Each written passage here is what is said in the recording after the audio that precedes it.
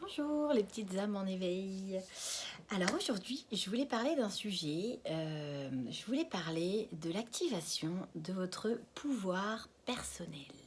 Et ouais, c'est un vaste sujet. Parce qu'en fait, dans le monde dans lequel on vit, dans notre culture, parce que je ne sais pas comment ça se passe dans d'autres pays du monde, je n'ai pas voyagé partout. En fait, depuis de nombreuses années, on a remis notre pouvoir à l'extérieur. Donc on a remis notre pouvoir à la société, aux personnes qui nous dirigent. On a remis notre pouvoir aux médecins, on a remis notre pouvoir aux patrons, etc. Et en fait, on a perdu notre liberté, quelque part, notre pouvoir personnel. Le pouvoir personnel, c'est quoi? C'est qu'il n'y a pas une vérité, il y a sa vérité. C'est-à-dire qu'il n'y a personne sur cette terre qui peut vous dire exactement ce qui est bon pour vous ou ce qui n'est pas bon pour vous. Il n'y a personne qui peut vous dire ce qu'il faut faire pour être heureux ou ce qu'il ne faut pas faire pour être heureux. Enfin, si, il y a une personne qui peut vous le dire, c'est vous-même. Et ouais, en fait, on se rend compte qu'il n'y a pas une chose qui marche dans 100% des cas. Par exemple, en hypnose, j'accompagne beaucoup de personnes sur la minceur pour perdre du poids. C'est vrai que c'est un vaste sujet parce qu'aujourd'hui, en fait, on ne sait plus ce qui est bon pour nous, on ne sait plus quoi manger, on est envahi par toutes les publicités à la télé ou ailleurs qui vont nous proposer de manger du McDo, de boire du Coca, de manger des sneakers. Et effectivement, bon, ça c'est quand même pas terrible si on veut mincir, c'est pas la bonne route, ça c'est certain. Maintenant, si vous allez voir par exemple une diététicienne, elle va vous conseiller de manger comme ça le matin, comme ça le midi, comme ça le soir, etc. etc. Alors moi aussi au début, quand j'accompagnais sur la minceur, parce que forcément l'hypnose c'est super pour réussir à travailler sur pourquoi est-ce qu'on va être poussé à manger, les émotions, etc. Mais c'est pas ce qui va vous empêcher d'aller dans le frigo et d'aller manger ou d'aller acheter des cochonneries, etc. Donc il faut aussi à un petit moment mettre en place des actions. Et en fait, donc je donnais des conseils alimentaires qui marchent pour moi en fait, et je me suis rendu compte que ça marchait pas chez tout le monde. Bah ouais, c'est normal, on est tous différents, on a tous un métabolisme qui est différent. Et ce qui fonctionne chez moi va pas fonctionner chez d'autres. Par exemple, moi pendant de nombreuses années, je ne mangeais pas le matin. Parce que j'avais pas faim, j'avais pas envie, voilà, et ça allait très bien. Et puis après, à un moment donné, on m'a fortement conseillé de manger le matin, que c'était important pour ma santé. Donc du coup, bon, bah, j'ai écouté, je me suis mise à manger le matin. Et en fait, du coup, j'ai grossi un petit peu. Et puis, j'ai décidé un jour, tiens, je me suis dit, mais en fait, j'ai pas envie de manger le matin, et puis je sais pas quoi manger le matin, parce que du coup, voilà, manger du pain, des tartines et tout ça, c'est pas très, c'est bon, mais c'est pas génial au niveau alimentaire. Et donc, du coup, je me suis dit, tiens, je vais pas manger le matin. Et en fait, j'ai reperdu du poids. Donc mon métabolisme, lui, il n'a pas besoin de manger le matin. Et du coup, il va très bien comme ça. Et je ne suis pas fatiguée, j'ai pas une baisse d'énergie, etc. Donc voilà. Donc il y a des personnes, tous les régimes alimentaires vont nous dire, oui, il faut manger le matin, c'est le petit déjeuner, c'est le repas du roi, etc. C'est le plus important. Mais en fait, ça dépend des gens. Ça dépend des gens, ça dépend de leur métabolisme.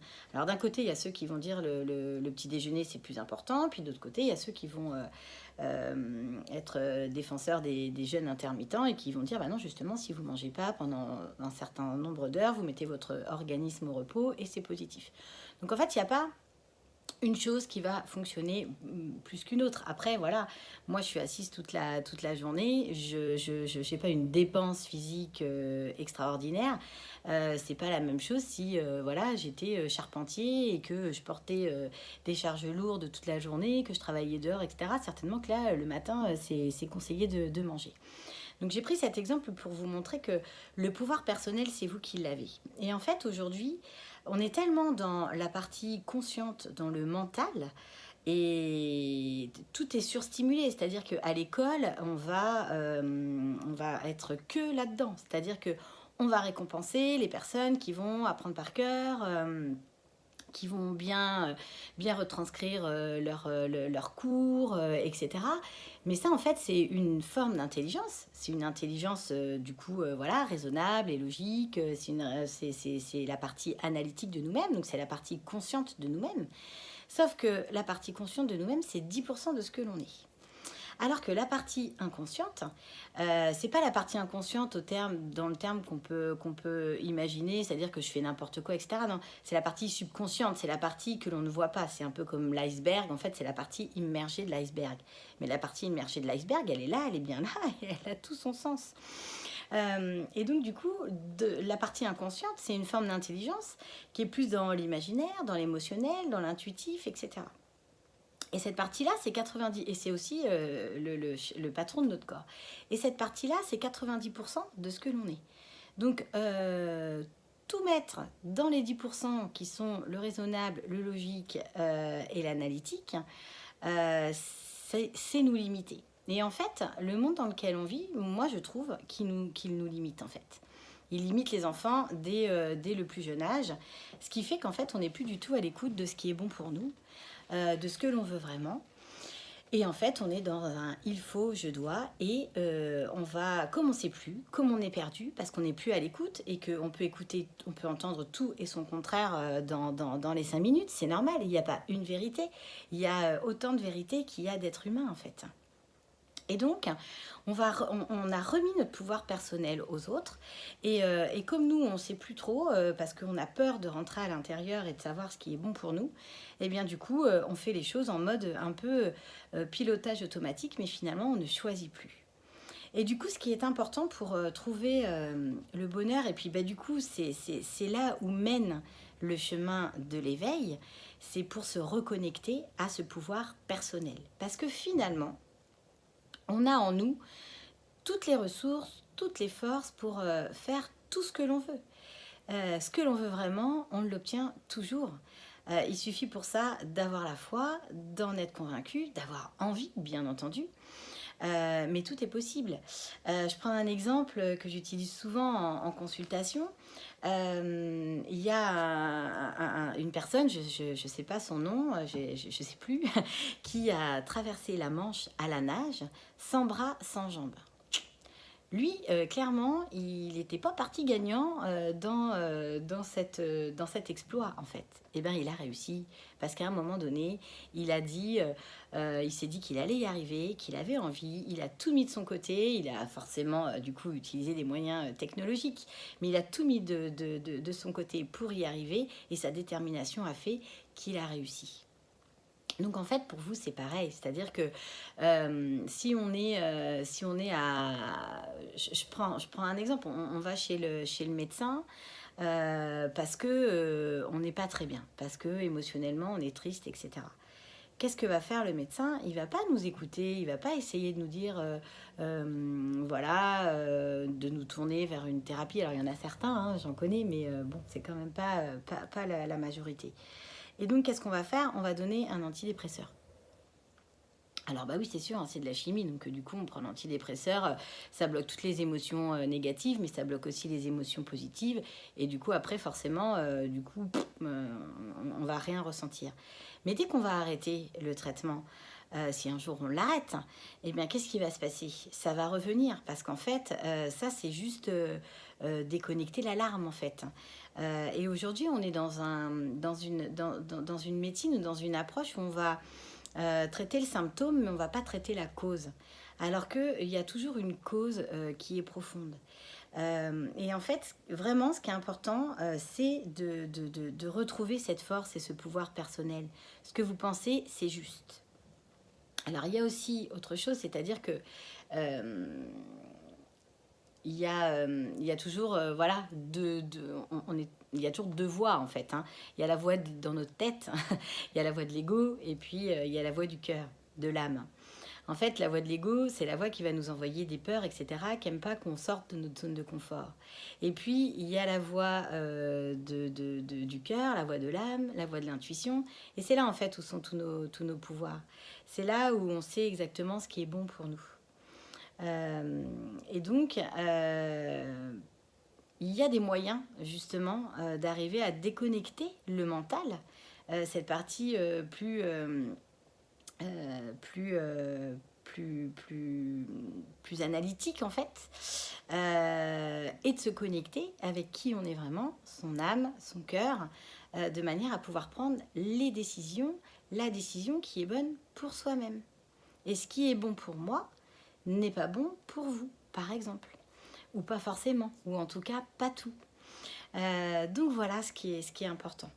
Ce qui est important, c'est de vous dire que voilà, vous n'êtes pas une victime, la force, c'est vous qui l'avez, et que du coup, vous pouvez vous connecter avec ces ressources.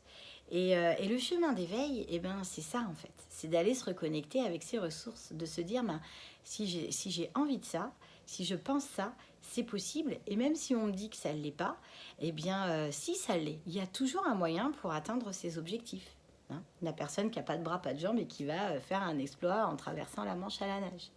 Donc du coup, forcément que ce monsieur, il a rencontré des gens qui lui ont dit non, non, non, bah, c'est pas possible, tu n'y arriveras jamais, tu te rends compte. Et en fait, il a réussi. Donc il faut activer le côté rebelle qui est en vous et vous reconnecter avec votre pouvoir personnel, votre force intérieure. Donc l'hypnose, c'est un moyen en fait d'y arriver. C'est-à-dire que moi, je vois bien, hein, les personnes, elles viennent me voir, je sais pas, pour arrêter de fumer, ou parce qu'elles ont une phobie, ou parce qu'elles ont un manque de confiance en elles. Ça peut être pour n'importe quoi. Et en fait, bien souvent, après, leur vie, elle change, alors que c'est pas du tout ce qu'on a travaillé. Mais comme elles se sont reconnectées avec cette partie où il y a toutes les forces en elles, et comme elles se sont reconnectées avec leur pouvoir personnel, eh bien ça permet voilà, d'activer des ressources, des fonctions, et du coup qu'elles soient plus à l'écoute d'elles-mêmes. Donc moi, ce que je vous invite à faire quand vous êtes en éveil, c'est écoutez-vous, vous. Bien sûr, ça n'empêche pas d'aller chercher quelques conseils, puisqu'il y a des personnes qui ont expérimenté des choses, mais ce qui est bon pour une personne n'est pas forcément bon pour une autre.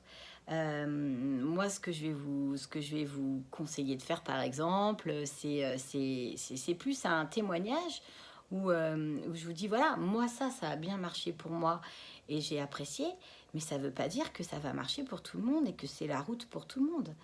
Le bonheur, c'est un chemin qui est individuel. Après, c'est forcément un retour à soi.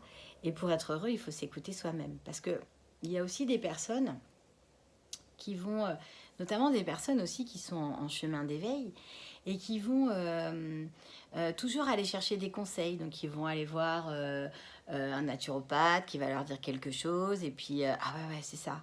Ils vont aller voir un psy qui va leur dire quelque chose, ah ouais, c'est ça. Après, ils vont aller voir un énergéticien qui va leur dire quelque chose, ouais, c'est ça. Et en fait, ils choisissent pas une thérapie, ils vont passer d'un truc à un autre, mais du coup sans approfondir. Ou alors ils s'écoutent pas, ils cherchent des réponses à l'extérieur, alors que la réponse, elle est toujours à l'intérieur. Donc faites-vous confiance, activez votre pouvoir personnel. Je referai une vidéo pour vous expliquer comment on peut justement faire le tri entre ce que nous dit notre ego et ce que nous dit notre âme, de manière à pouvoir écouter la bonne petite voix, même si c'est très difficile. C'est une des choses, en tout cas à mon sens, pour moi, les plus difficiles à faire. Parce que l'ego est toujours là un petit peu pour nous saboter, nous faire rester là où on est, même si c'est pas forcément la bonne place. Donc voilà, j'espère que cette vidéo vous aura donné envie de vous écouter, d'activer votre pouvoir personnel, de vous reconnecter à ce que vous voulez vraiment, à qui vous êtes, faire confiance à votre intuition. Et je vous souhaite une belle et lumineuse journée, soirée, et je vous dis à bientôt.